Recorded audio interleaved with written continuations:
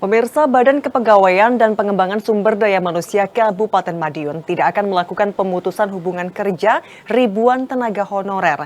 Saat ini pemerintah setempat telah menyelesaikan seleksi tenaga honorer tahap pertama dan masih melakukan proses seleksi tenaga honorer tahap kedua.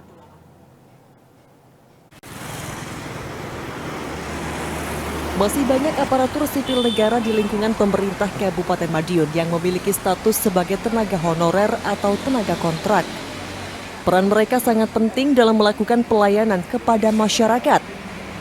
Sesuai aturan perundang-undangan, status mereka akan diganti dengan pegawai pemerintah dengan perjanjian kerja atau P3K. Badan Kepegawaian dan Pengembangan Sumber Daya Manusia Kabupaten Madiun telah menyelesaikan seleksi tahap pertama sebanyak 663 orang. Sedangkan seleksi tahap kedua sudah dimulai prosesnya dengan jumlah pendaftar sebanyak 1.099 orang.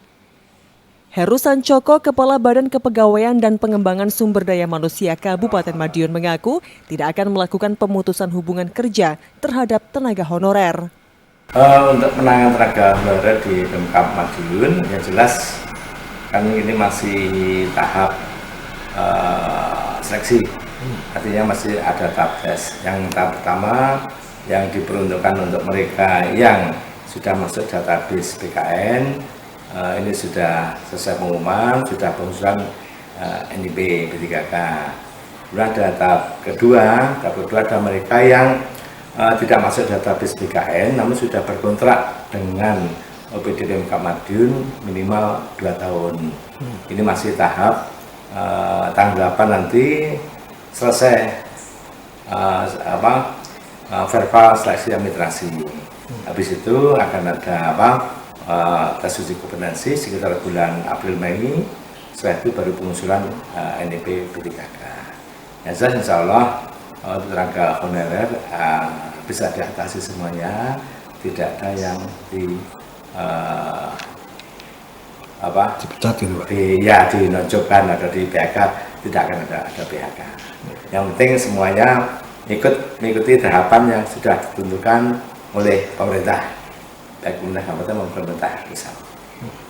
Kalau jumlahnya Pak? Jumlahnya yang tahap pertama ada 663 yang sudah selesai, kemudian tahap kedua ini yang non database BKN ada pendaftar 1099. Kebijakan penghapusan tenaga honorer merupakan dasar pembenahan sistem kepegawaian secara menyeluruh dengan tujuan untuk memastikan kejelasan status pegawai pemerintah, kesejahteraan yang terjamin, dan kompetensi yang sesuai dengan kebutuhan pelayanan publik. Herpin Pranoto, JTV, Madiun.